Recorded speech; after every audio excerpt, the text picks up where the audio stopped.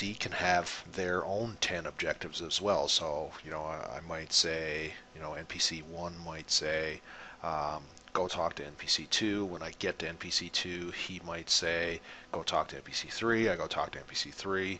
NPC 3 might say, okay, great, glad to meet you. Go kill, the Goblin King kind of thing. And that'll be an objective for NPC 3.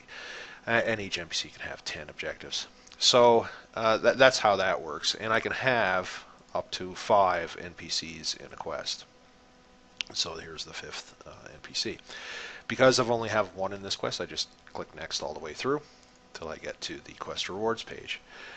The quest rewards for a type of quest called quest, which is, as we discussed at the very beginning, there's 4 types of quest. For the quest type, you can give out some items, as well as what we've seen in the very first page, which was experience and gold.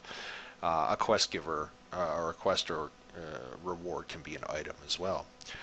The way this system works is that you can reward the player with any item. However, the player gets to choose which reward they get. They don't get all 3 rewards in this. They only get one of them. And when they're presented with the final screen of the quest plugin, it'll be a list of these 3 items if you fill in all 3, and they have to choose one of them. They can click on the item and get some stats about the item and whatnot, so they'll make an informed decision. However, you can have a different reward for an item based on what the player chooses. If you only have one item reward, then everybody gets that one item kind of thing. But if you have more than one, you can allow the player the option to choose which item that they're going to get. So it's fairly straightforward. And once we've chosen that, now in this quest we're not going to give out any items, so we'll just leave these blank. And we'll just hit finish. Our quest saves, and that's it. Our quest is now complete, ready to go. So all we have to do next is actually take our quest and actually put it in game. So as you can see, we still got our little village here and nothing else. But if we pull over our blueprints, what we'll see is under Legends Quest NPC, we'll now see John Greeter. He's been automatically created by the plugin for us. So we're going to place him down right here. Whoops, we don't want 2 of them, we just want the 1. Now, all of the Quest plugin, again, like other plugins, is not an NPC editor. It's just it just creates placeholders for you that you can use, and you have to kind of modify the placeholders after the fact to make them look the way you want. I find creating quests the longest part of the entire process is actually tailoring each NPC to look the way you want them to. So this is the default. So whenever we create NPCs in our Quest plugin, they all come out looking like this. They have the proper configuration on them. They have the right conversation in them. They have the right scripts on them. Everything is the way they're supposed to be.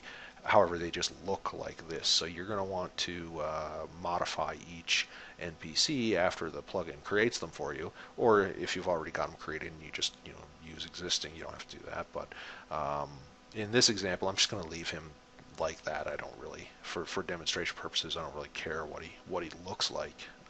But in a real game, you're going to want to modify him. So he's done. He's placed, and he's ready to offer the quest and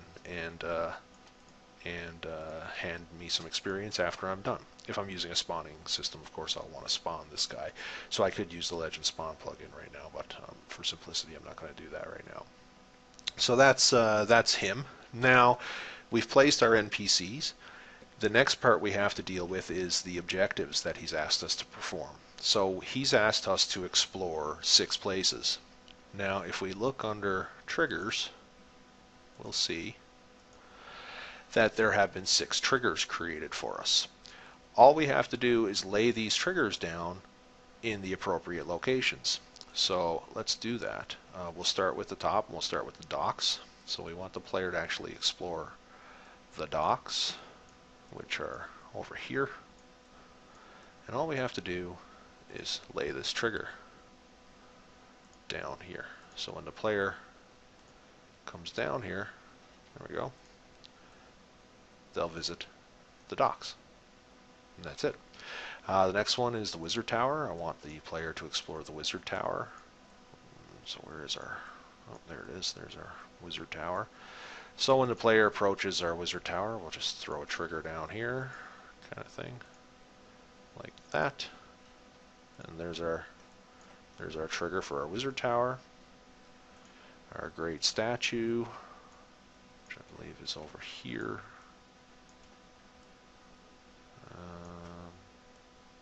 Where's that statue? There he is. So we want them to explore the statue. We'll probably get them to, walk up this path and, come maybe even walk up on this thing.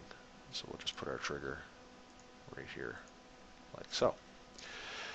And of course, Town Hall. We want them to explore Town Hall. So let's get Town Hall. So when the player walks over here, we're just really close to the docks, but that's okay. When the player gets here, we'll have them successfully explore Town Hall. The copper mine, which is right here. So when the player gets halfway across this, they'll explore the copper mine. And the stables. Where is the stables? There looks like a stable. So when they get close to this section, they will have explored the stables. And that's it. Our quest is now implemented.